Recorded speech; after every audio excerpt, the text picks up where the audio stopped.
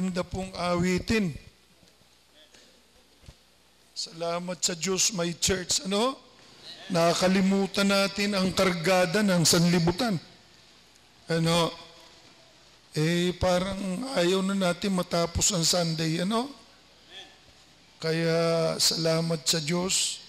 Sa langit po, mas masaya na. Di ba baga? Kaya darating ang time, wala na tayong paghihiwalay. Pagbalik natin dito, magkakasama din tayo. Tayo naman ang bida. Amen. Ano, tayo po, underdog tayo ngayon . Mga Kristiyano, pag natuwa sila sa atin, pinagpapapatay tayo. Salamat sa Pilipinas, hindi pa ginagawa yan. Sa ibang bansa, hindi lang ibinabalita, pero pinapatay na po ang mga Kristiyano. Kala nila mapapatay nila tayo. Hindi nila alam, pag pinatay yung katawan natin, graduation yun, nasa langit na tayo. Absent from the body is present with the Lord. Sa awitan lang natin dito para na tayong nasa langit. Ngayon, basahin po natin itong ating paksa.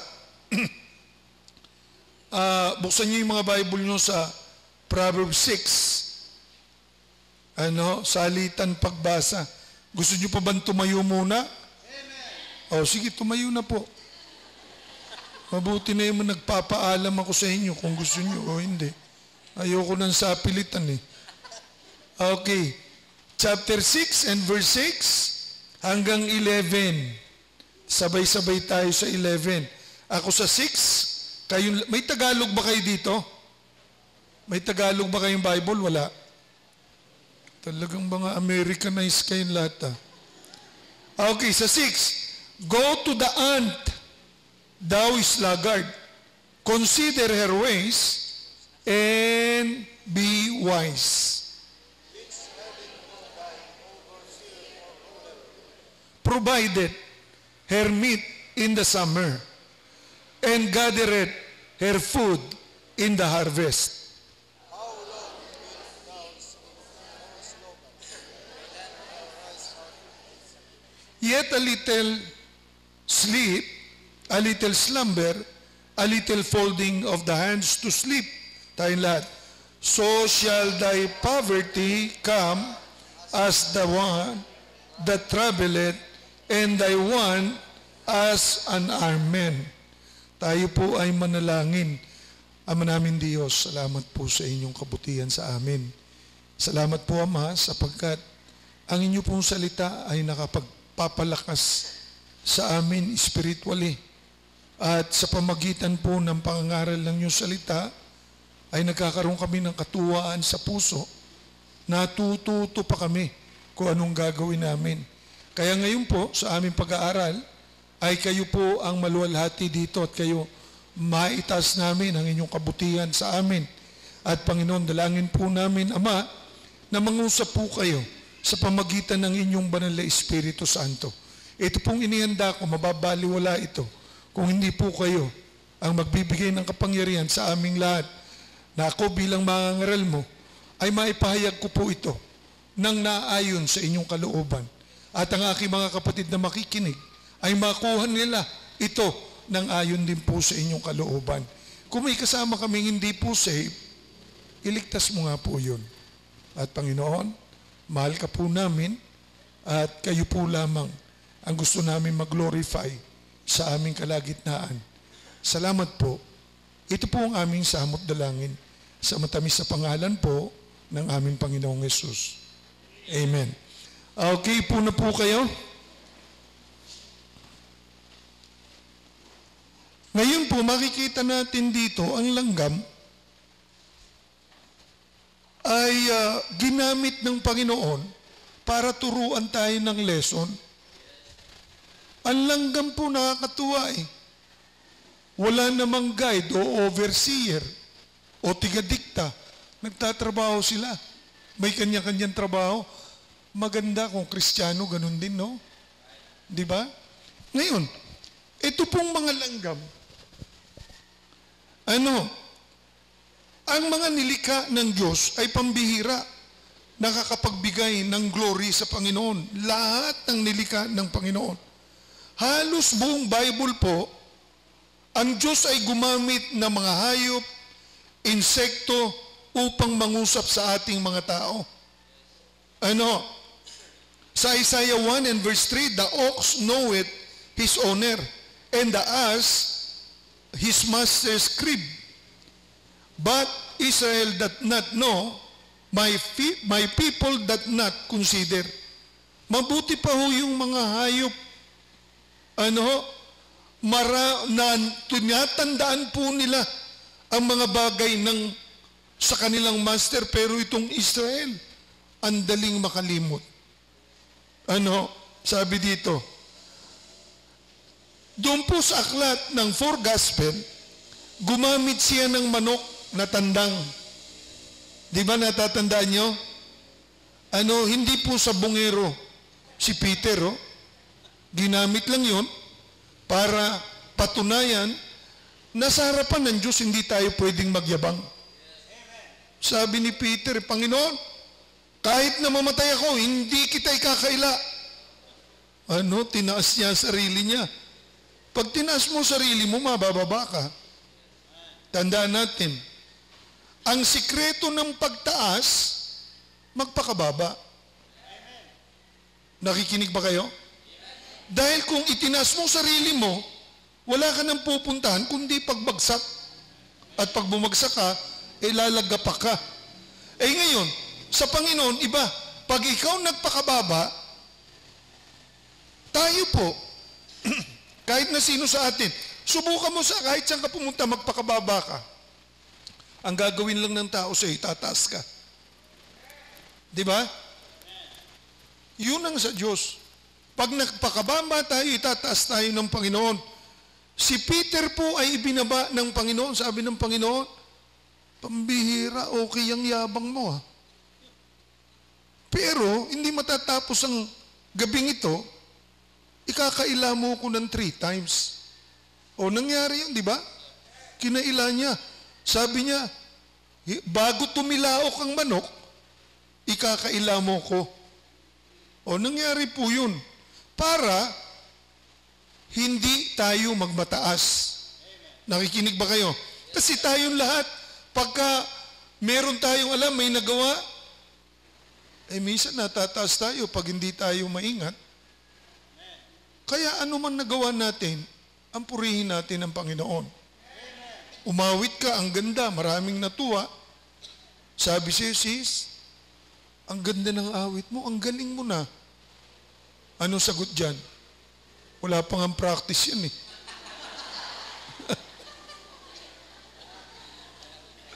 Ay, mabababa ka. Ibig sabihin, hindi mo pinag-practicean yung gagawin mo para sa Panginoon. Aba? Ngayon, tayo pong mga tao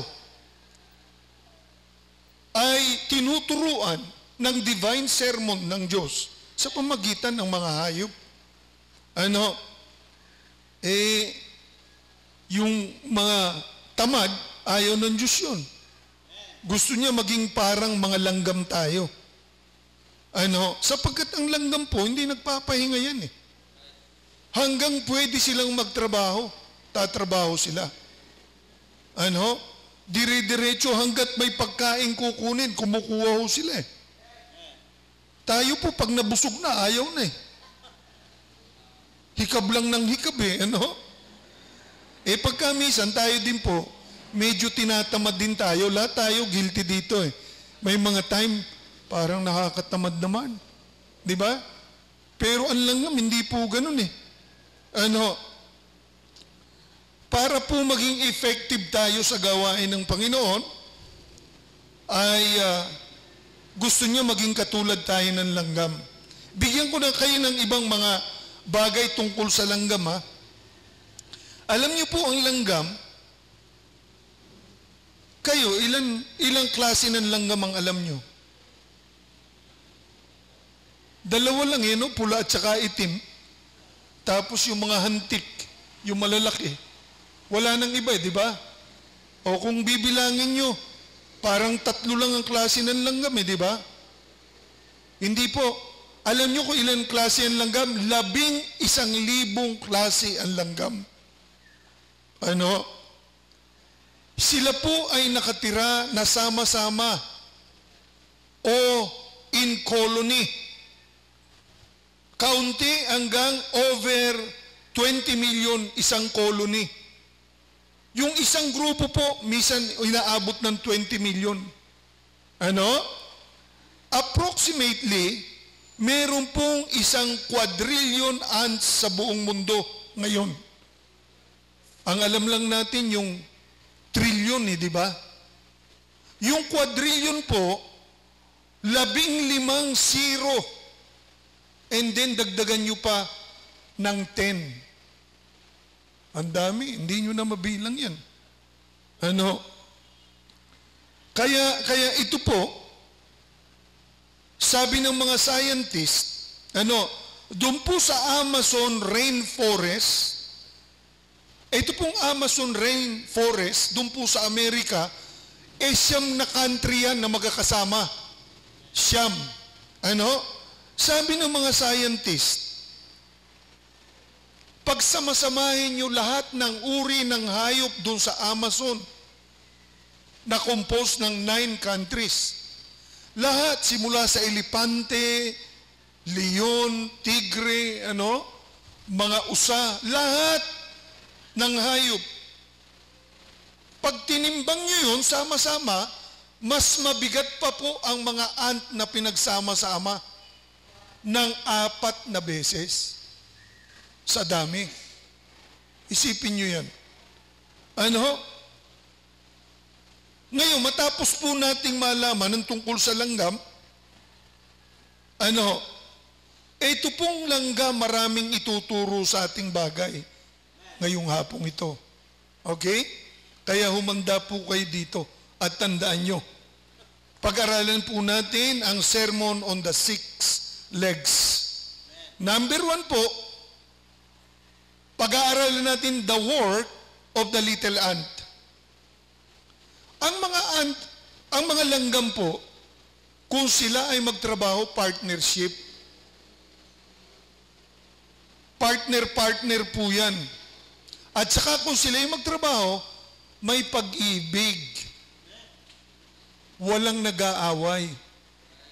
Nakakita na ba kayo ng ant na nagbubuno? O nagmumurahan? Wala pa po di ba? So, obserbahan nyo sila, pag lumakad pong ganyan, pag nagsalubong, nagbebeso-beso pa. Hindi pwede na makalampas yung isa na hindi bineso-beso yung isa. Di ba? Yun ang pag-ibig. Nakuha nyo? Dapat tayo mga Kristiyano, ganun din. May pagmamahalan sa isa't isa. Ako po, inoobserbahan ko yung mga langgam at saka yung iba pang mga hayop. Kaya alam ko kung anong ginagawa nila. Ang gandang tignan. Sabi ko, ang ganda nitong mga langgam na to. Nag-ahalikan pa bago Di ba nakita nyo nagdadaang ganyan? Hindi pwedeng hindi. Andi dikit-dikit lang naman. Di ba? Dapat ganun tayo magmahalan, mga kapatid. Nagkikare tayo sa isa't isa. Hindi yung away dito, away doon. Tayo mga Baptist, kilala tayo sa pag-aaway-aaway.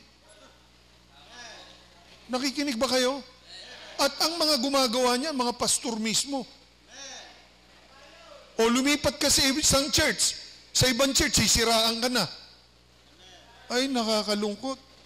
Mga pastor, sila nag-aaway-aaway. Samantalang, yung inaaway nila, tumulong lang sa kanila. Nakikinig ba kayo? Ako sa Amerika, meron pong dadalaw sa aking pastor doon. Papagsasalitain ko. Minsan kahit hindi nagsalita, bibigyan ko ng pera para lang ma-encourage. Pagbalik dito, sisiraan pa ako. Sisiraan ako. Sabi ko, pambihirang mga tao to. Meron pong isa dumating doon kailangan daw ng pera. Nagsalita, pinagsalita ko. Sa loob ng 1 oras, pagkatapos ng service, nakakuha siya mahigit $10,000. Ay pagbalik dito, Sinira ako sa church niya. Ay sabi ko, siya lugi. Di ba? Dahil hindi naman ako nangihingi ng pera. Nagbibigay ako, sisiraan mo pa. Di ba? Pero patay na yung pastor na yun, huwag kayong mag-alala. Hindi na kayo masisiraan. Ano? So ito pong mga hindi po sila nag-aaway-away. Sabi sa Hebrews 13:1, let brotherly love continue.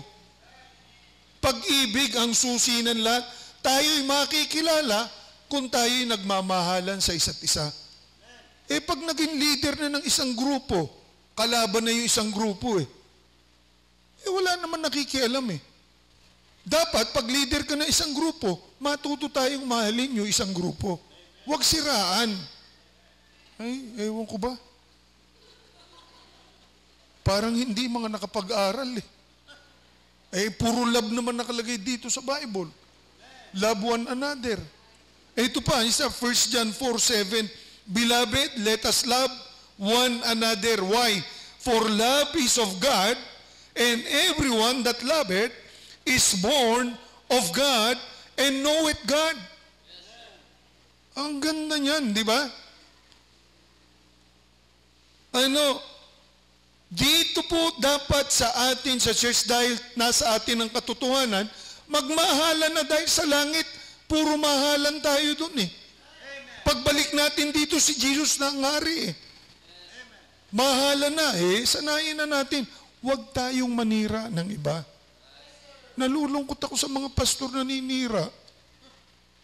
Sisiraan tong ganito, sisiraan yung ganon. Ako po, ayoko na nagsisiraan sa lahat. Minsan, isasama pa ako sa siraan nila Sabi ko, wag niyo na ako idamay, wala akong kalaban. Ayoko makipag-away. Magkakapatid tayo, ba tayo mag-aaway-away? Salamat na lamang doon sa kanta ng mga bata Wala nang awayan sa kalangitan. Sa kalangitan. Di ba? Alam niyo ba yon? Ay, ang ganda po nun. Ngayon, ang sabi po dito, mga kapatid, sa John 13 and verse 35, ang sabi dito, by this shall all men know that ye are my disciples, if ye love one to another. Ang mga langgam, matulungin po sa isa't isa. Minsan may makikita kayong ganyan. Ako nakakita ko, tikpaklong, naglalakad mag-isa Sabi ko, hindi naman siya kumikilos. Pero umuusad. Nung tignan ko, dinadala siya ng mga langgam. Nakuha nyo? Dinadala siya. Sabi ko, hahapunanin ito. Tulong-tulong siya lang nagbubuhat doon sa malaking tipaklong. Kinakain pala nila yung mga tipaklong. Kilawin siguro.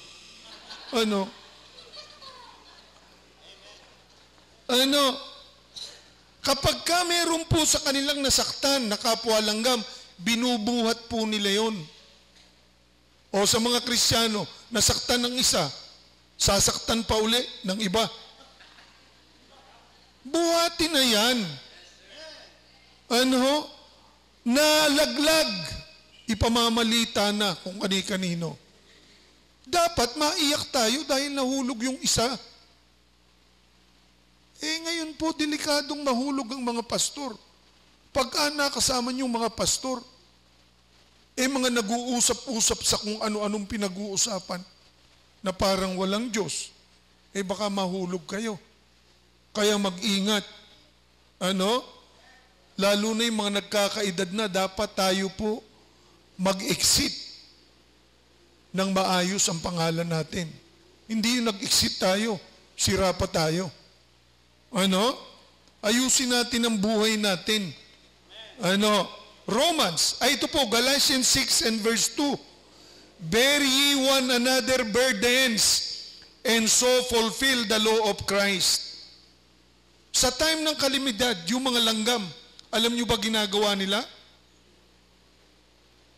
Nakakita na ba kayo ng langgam? Ako, nakakita ko. time na nagbabaha, dun sa aking pader, nakita ko, sabi ko, ano kaya ito? Wala naman, bagong pintura yun eh. Sabi ko, may naglagay kaya ng dito, dumi. Wala naman pwedeng pumasok. Pagtingin ko, mga kapatid, baha dito, nilusong ko, nakabota ko, nakita ko yung mga langgam, makakapit-kapit sila, kumpul-kumpul na ganyan, makakahawa. Sa time ng kalamidad, dapat nagtutulungan tayo, katulad ng mga langgam na ito. Mas wise pa ang mga langgam, ano? Kalamidad yun eh, nagbaha. Pinanik nila, magkakahawak sila, kumpul-kumpul, nagulat pa ako eh. Siguro hindi nyo napupuna yan. Napakaganda, they operate in harmony. Isa mahina, sasamahan ng maraming malalakas. Ang bawat isang langgam, mga kapatid, ay may kanya-kanyang trabaho. Lahat sila importante sa kalanggaman. Tayo po, member tayo ng body ng Panginoong Sukristo. Lahat tayo importante. Hindi about you, hindi about me, it's all about Him. Siya dapat itataas natin. Alam niyo po itong mga ant, meron silang tinatawag na driver ant. O baka nag-iisip kayo ng sasakyan, wala silang sasakyan. Ang tawag lang sa kanila, driver ant. Ang ibig sabihin ito, itong mga ant na to, malalaki. Pag may pupuntahan sila, magmamigrate sila na isang lugar, ito ang nangunguna, mga driver ant. Kahit na po leon, kahit na elepante, pag nakita nila yung mga driver ant na yan, kasunod yung mga ant na maliliit, tatakbo na sila. Hindi nila kaya ang mga ant. Baka hindi nyo alam yan. Kala nyo, ant lang yun. Kayo nga, pag kinagat kayo, takbo agad kayo eh. Di ba? Na ganun kayo sa lunggan, ay, takbo ka na kaagad. Aalisin mo na, puro pantal ka na kaagad. Sa Central America, pagka lumuso po yung mga ant na yan sa isang village, takbuhan na mga tao. Kahit na sinong sumagupa sa kanila, patay eh. Hindi makakatagal po yan. Maliliit yan, dahil sa unity, walang magawa ang iba na malalaking hayop. Natututo ba kayo tungkol sa langgam? Ganyan talaga dapat. Yung early church, ganyan, kaya walang magawa si Satanas. Pinersecute sila. Unity pa rin. Pagdating nila sa ibang lugar, bira pa rin sila, makakasama pa rin sila at nagmamahalan sa isa't isa. Ganun tayo dapat. At saka dapat, mga kapatid, ang unity po, kung ano ang gusto ng Diyos, yan ang gagawin natin. Inirelay sa ating pastor, tulungan natin ang pastor, huwag kayong magkaroon ng sariling agenda. Kaya nagugulo ang church, yung iba may sariling agenda na hiwalay sa agenda ng pastor. Pastor ang nilagay dyan, huwag mong pakialaman. Parang wala akong kakampi, isa lang. Diba? Ito sabi ni pastor, suportahan natin si pastor. Palakasin natin si pastor. Napakaganda ho niyan eh. Alam niyo ba na ang ant, ang ibang colony, napakarami. Kapag ka sila inihirelang ganyan, sa dami nila, halimbawa may laban, ang kanilang front line ay 1 mile ang haba. Sakop nila 1 mile. Hindi po 1 kilometro, 1 mile. Kaya pagka sumugod sila, kahit na sino po, ang sumagupa, tapos sila. Ngayon, sabi po sa atin, sa Philippians 1 and verse 27, only let your conversation be as it becometh the gospel of Christ, Lahat ng mga pag-uusap natin ay dun po tungkol sa gawain ng Panginoon, sa gospel. Ang sabi diyan, that whenever I come and see you, or else be absent, I may hear of your affairs, that ye stand fast in one spirit, with one mind, striving together for the faith of the gospel. 1 Corinthians 1 and verse 10.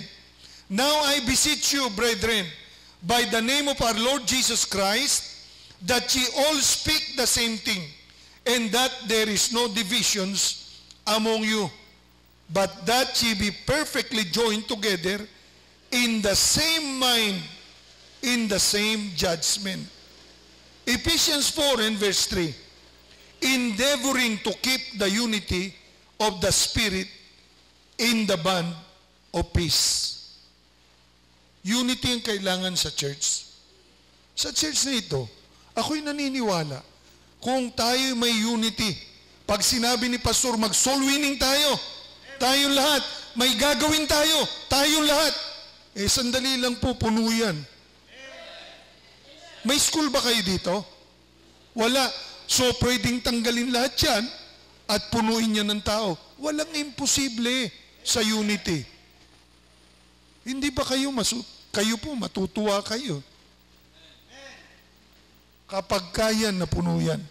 Ang sikreto niyan, soul winning lang ng bawat isa, member. Kahit saan tayo pumunta, mag-soul winning tayo. Huwag tayong matakot. Mga kapatid,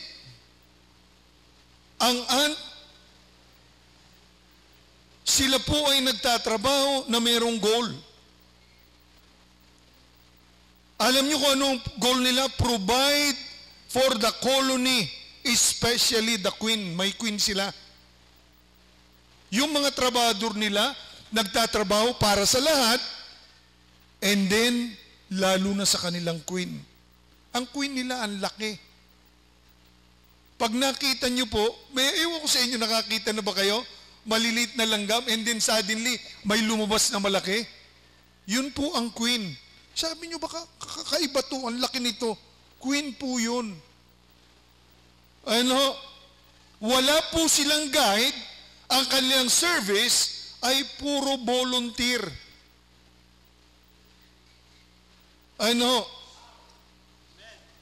No guide, yet eats and works.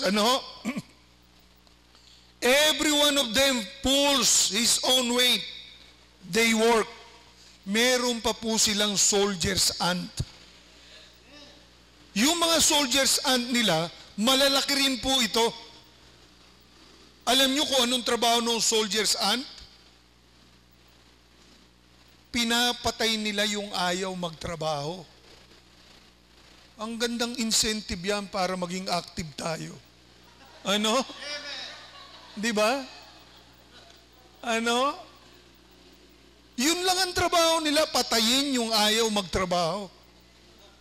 Kaya wala pong tatamad-tamad eh. Kung ano bilis nung isa, obserba nyo, ganun din ang bilis nung isa. Bilis ng isang pumunta doon, ganun din. Pero hindi po nila pinababayaan yung beso-beso. Alam niyo kung ano sinasabi doon? Kaya yung nagsasalubungan, binubulong nung isa na galing doon sa kuhaan ng pagkain, meron pa, sige na. Meron pa, sige na.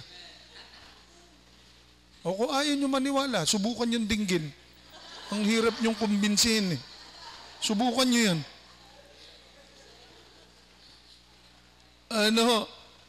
Sabi po dito sa James 2:17 and 18, sabi dito, even so faith, if it hath not works, is dead, being alone. Pagka kayo may pananampalataya, tumanggap na kayo, kailangan may ginagawa kayo para sa Panginoon. Panginoon, ano po bang gusto nyong gawin ko, Lord, para sa inyo? Lahat tayo may gagawin. Alam nyo ba na lahat tayo espesyal? Itong maliliit na batang ito, pahikab-hikab lang to. Ito patulog-tulog lang.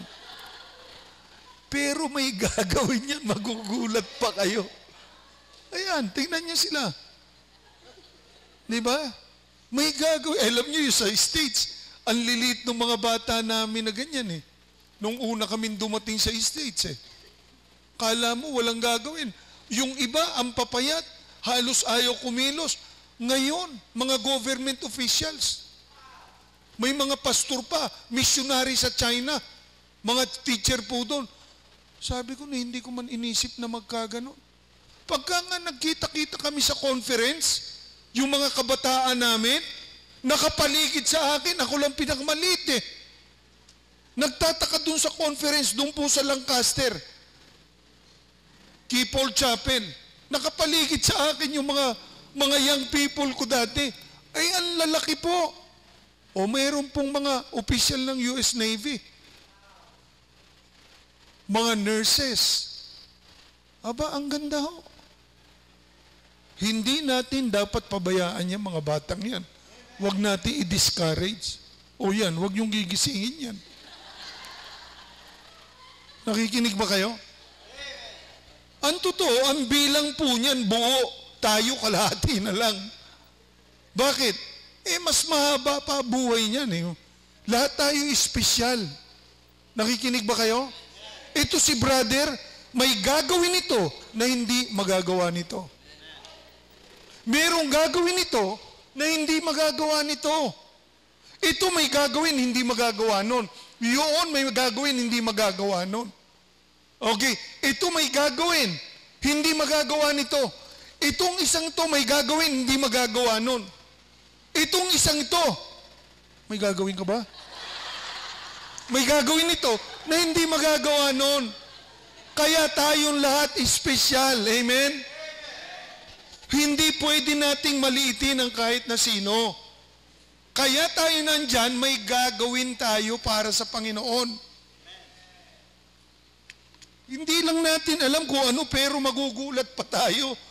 Ako, gulat na gulat ako eh. Kay Pastor Froy Medina, ewan ko, kilala nyo siya. Doon sa Baguio, alam nyo ba kung anong klaseng tao yan nung masave? Nung masave po siya,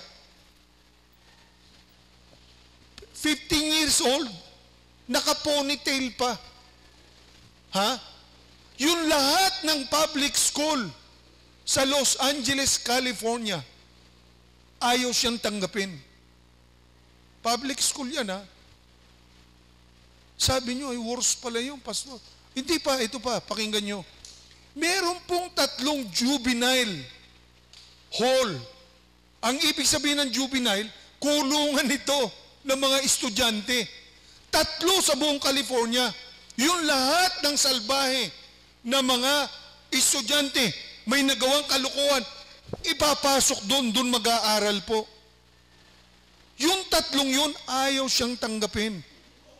Biro nyo yan. Kaya sabi, kung iisipin mo, walang pag-asa. Pero ngayon, missionary sa Baguio.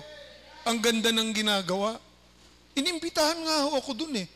Kami ng misis ko, nagpunta kami dun. Nakisakay lang kami. Family conference. Ang daming tao. Mga pastor andun po. Nag-preach ako dun. Nung pauwi na ho kami, nagre-raise po sila ng pera para bilhin yung property nila ngayon, 15 million. Kailangan nila ng 2 milyon. Ewan ko kung anong nangyari. Kinausap ng Panginoon. Meron siya sasakyan na pwede niyang ibenta ng hanggang 450. Nag-raise sila ng fund, 400 lang po nakuha. Ngayon, meron siya sasakyan po doon, worth 400 hanggang 450. Akalain yung pagkatapos namin, nung conference, sabi niya, Pastor, ibibigay ko na lang sa iyo yung kotse, yung sasakyan. Sabi ko, bakit? Pastor kita, pastor. Kinausap ako ng Panginoon. Ikaw, umiikot ka, wala kang maayos na sasakyan. Yung sasakyan mo parang galing sa ukay-ukay. Hindi yun. Naka-lowered pa eh. Ewan ko, nakita niyo yung kotse ko dati? Sabi ko, kailangan nyo ng pera di ba? Yan, madaling ibenta yan. Hindi, pastor. Sa'yo na to. Wag na. Pastor, nagpa-plant ako ng seed. Pastor, pag nagplant ng seed, ako sa gawain ng Panginoon, mag-harvest ako, tutubo yan eh. Harvest. Aani ko dyan, pastor. O, napilitan akong kunin. Ayan po, nakaparada dyan. Kinuha ko. Nung bago yan, ang bili niya, 1.2 million. Binigay sa akin. Ngayon, bumaba po sila dito. Isinama ko. Sabi ko, pastor, sasama kita dun sa tinulungan kong negosyante. Napakayaman na hiram tayo na 1 milyon. Bibigay ko sa iyo. Kaya di sinama ko. Sabi ko dun sa kapatid natin, ate, magbabayad to ng 2 million dun sa 400 lang. Pautangin mo muna ako ng 1 milyon, bibigay ko sa kanya. Pagka, sabi sa akin, pagdating ng pera, bibigay ko sa iyo. Sabi ko, sige, tawag nyo nila sa akin o kaya text nyo ko. Anong tawag pa, text na yan? Ihahatid ko na lang sa iyo. Wow, sabi ko. Di tuwan-tuwa po siya. Alis na, balik na siya sa Baguio. After 1 buwan, Abril po yung deadline eh. Tinawagan ako ni Pastor Froy. Sabi niya, Pastor, binalik na sa akin ng Diyos yung Grandis. Grandis po pangalan yan eh. Anong binalik? Nakapark pa sa akin dyan sa labas Anong binalik sinasabi mo? Pinakakaba mo yata ako Alam nyo, sabi niya, Pastor, hindi. Merong nagbigay sa akin para pambili ng kotse na 697,000. Isipin nyo. At saka, Pastor, huwag ka na mag-alala dun sa inuutang mo. Nakuha ko na namin ang mahigit na 2 million. Isipin nyo yun Nagbigay lang siya ng konti. Ang pinalit ng Panginoon, napakalaking halaga. Ganyan po kabait ang ating Diyos, mga kapatid. Plant a seed. Plant a seed. Tandaan nyo po yan. Ngayon, aakalain ko ba yun na magiging missionary? Kaya lahat po tayo, kaya tayo naligtas, meron tayong gagawin. Baka sabihin nyo, ako pastor, wala akong pag-asa. May gagawin ka. Special ka. Nakikinig ba kayo? Tignan nyo na lang yung langgam. Ang liit lang, may ginagawa. Kayo pa. Amen. Tayo pong lahat special. Ngayon, ang ant, sila po ay nagtatrabaho according to their own ability. Ang nakakatuwa po sa ant, meron pong tinatawag na honey pot ant. Mataba siya talaga. Malaki talaga yung ant na yan. Alam niyo kung ano trabaho niya? Ang trabaho niya, kakain siya ng maraming nektar. Kumbaga yung honey, kakain siya nun, and then ipapakain niya naman dun sa nest. Nako nyo, yung mga baby ant, ipakakain niya naman po yan dun. Diba? So siya po ang pinaka-blessing sa lahat ng ant. Kasi, kukuha siya, tapos para ibigay at suportahan ang maliliit. May natututuhan mo ba kayo? Siya po ay blessing sa lahat. So lahat po ng ant, meron po silang trabaho, depende sa size. Yung pong large, mga soldiers, at saka driver, ant. Yung pong medium, laborers po yun. Yung small, sila nag-aalaga ng maliliit na ant. Ang ganda, no? Nakikinig ba kayo? Sa church, yung mga bagong ant, meron dapat nag-aalaga dyan. Huwag nyo nang, kasi meron tayo. Ano pa talaga, Panginoon, ang pwede kong gawin? Ngayon, may maliliit pang ant. Ewan ko kung naobserban mo. Ako naobserbahan ko po yan eh. Yung maliliit na ant, ang bilis. Ang bilis niyan lumakad. Yun ang naghahanap ng pagkain. Pag nakasumpong na po yun, i-report niya ando ng pagkain. Sugod naman yung iba. Pero siya wala na. Ang trabaho niya, maganap lang eh. Ang misis ko, ang galing po nito. Gusto niya laging malinis para walang ant. Sabi niya, pinapasok tayo. Sabi ko, dear, ako naman, nilalagyan ko pa ng pagkain ang mga ant sa loob ng bahay. Dear, ba't ginagawa mo yan? Sabi ko, may karapatan ding mabuhay yan eh. Di ba, dear? Nilikha ng Panginoon eh. Ikaw ayaw mong lagyan. Gusto mo, wag pang pumunta. Umuulan na. Gusto mo, wag pang pumasok sa bahay natin. Oh, ikaw nga, subukan mo maulanan sa labas. Hindi kita papasukin. Oh, sabi ko, kung gusto mo talaga na hindi tayo maperwisyo niyan, maglagay tayo ng pagkain. So, ganun ko po ginawa ko, pinakita ko sa kanya. Di ang daming ant na pumunta dun sa pagkain. O, ayan na lahat sila. O, anong gagawin ko? Kuha kong tubig na mainit. Ibabaptize ko sila in the name of the Father, the Son, and the Holy Ghost. O, permanent baptism pa yung ginagawa ko. Ano? Utak. Gagamit lang kayo ng utak dyan. Bakit ba tayo napunta dun?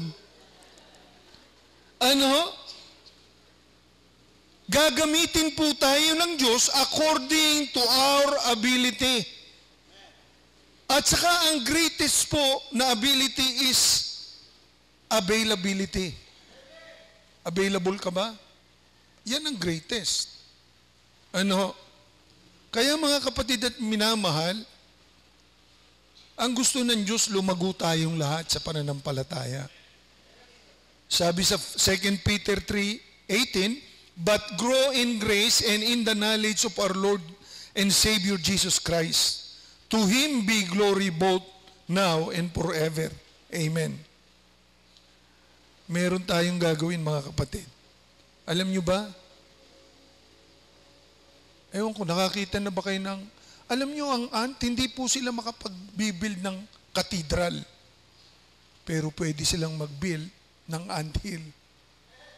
Nakakita na kayo ng anthill? Di ba kayo nagtataka?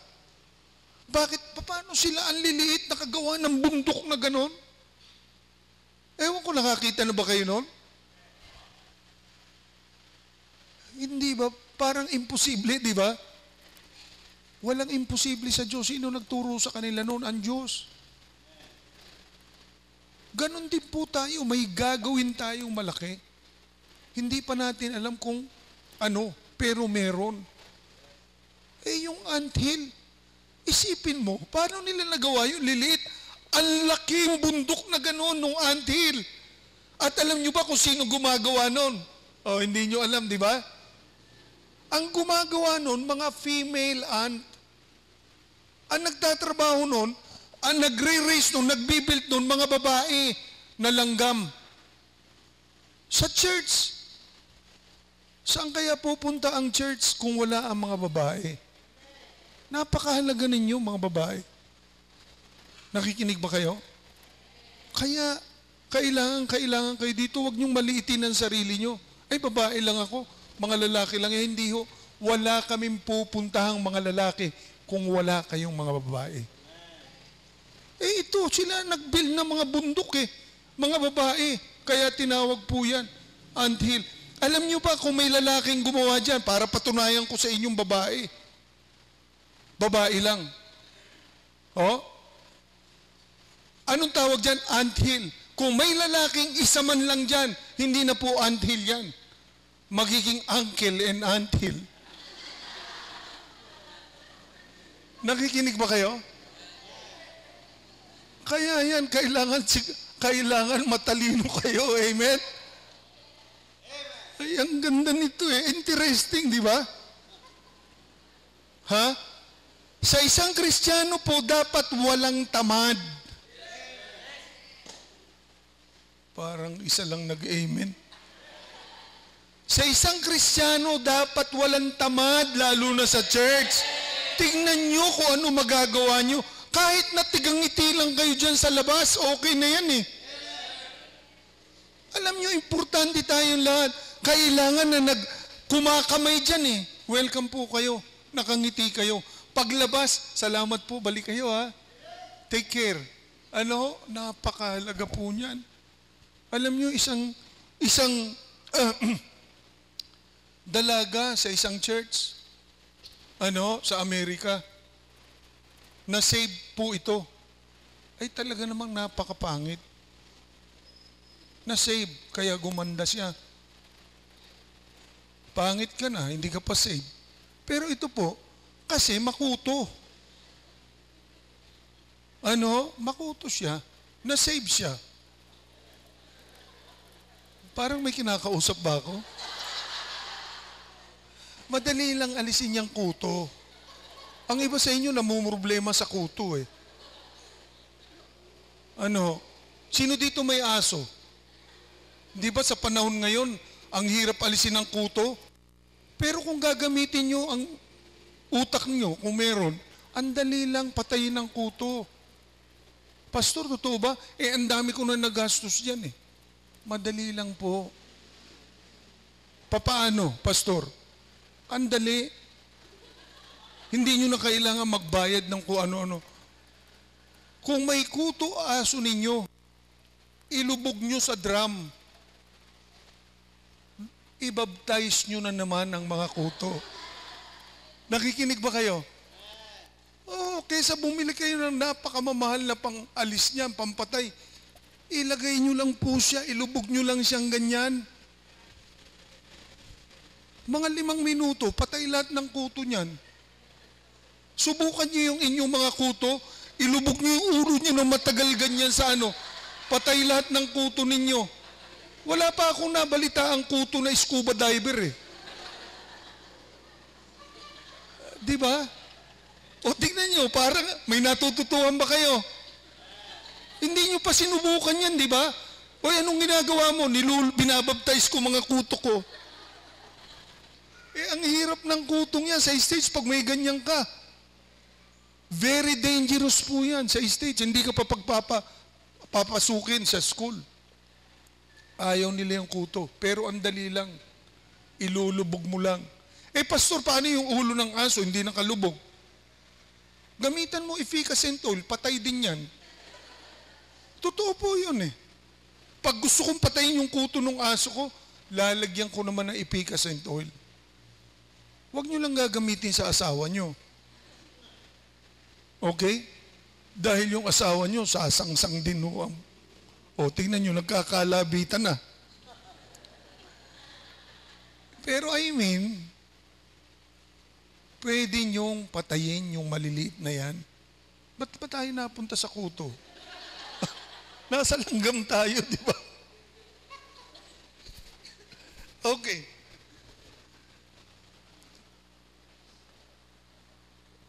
Ang sabi po dito, ganun din ang gawin natin sa church. Lahat tayo dapat may ginagawa. At ang sabi dito, Ecclesiastes 9 and verse 10, whatsoever thy hand findeth to do, do it with thy might. Why? For there is no work, no device, no knowledge, no wisdom in the grave whither thou goest. Habang buhay tayo mga kapatid, may magagawa tayo. Pagpatay ka na, wala ka nang magagawa. Kaya habang buhay tayo, kumilos tayo para sa Panginoon. Kaya kayo humihinga dahil sa gawain ng Panginoon eh. Ang mga ants, listen to this, ants work continually, all day, no pay, no promotion, no thanks, no pats on the back, no reward, yet they work. At saka ang ant never get mad and quit, and they never go on strike. Patuloy lang po. Subukan nyo sipain yung anthill. Nasubukan nyo na ba yan? Pag alis nyo, pagbalik nyo, nandun na naman. Buo na naman. Bakit? May nagtrabaho eh. Nakuha niyo ba yon? Sana ganyan din po tayo sa church. Galatians 6 and verse 9, and let us not be weary in well-doing, for in due season we shall reap if we faint not. Aani tayo, may reward lahat ng gagawin natin. Tuloy natin yung dalaga. Nawala tayo dun sa dalaga no? May kuto po ito, naligtas. Nung siya'y maligtas, wala pa, sa kanya wala nang pag-asa yung buhay niya. Alam niyo kung saan siya nag-stay? Doon lang po siya. Doon lang. Doon sa church na yun, meron pong isang lalaki doon na talagang crush na crush lahat ng mga babaeng dalaga. Ay napakalinis, napaka-smarte. Nitong lalaking to, kung tawagin nila Mr. Clean. Laging malinis po siya. Marami nakakagusto. Itong babaeng ito, itong dalagan to, nandun lang po siya, tigang ngiti lang. Good morning. Good morning. Tanungin niyo ako, sino na pangasawa nito? Si Mr. Clean ang napangasawa niya. Bakit? Sapagkat nabighani sa kanya si Mr. Clean. Sana ganyan din kayo dito. Meron kayong gustong bighaniin Wala yatang effect Wala kayong ginagawa. Hindi yan nakukuha lang sa prayer. Kailangan niya ng bighani sa pamamagitan ng trabaho.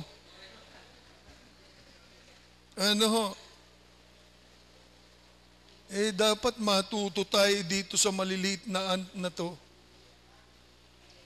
Huwag mag-quit. Hindi lang napuri. Ay, quit na ako. Ayoko na.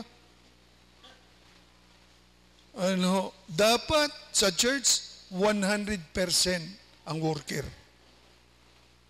Sa mga churches, wala pang 10% nagtatrabaho. Tapos yung mga walang ginagawa, gusto sila pasikat. Di ba? Sila mapakialam para silang boss. Hindi Alam niyo, member ko sa States, 5 po ang doktor, mga nurses, mga engineer. Talagang, pero pagdating po sa soul winning, pag nasa church na, parang hindi mo makita kung sino doktor Engineer, hindi mo makita bakit? Lahat mababa walang pataasan. Yung mga nawin namin dapat ganun po tayong lahat. Meron tayong unity. Paggawa. Hindi mapuputol na litid ni Pastor ka sa salita, wala pa rin epekto. Minsan nakikita ko, mga pastor, unlitid, kasi sigaw. Parang mapuputol na. Hindi na natin dapat ang pastor pasigawin. Dapat magtulong-tulong na tayo. Amen. Gayahin natin ang langgam.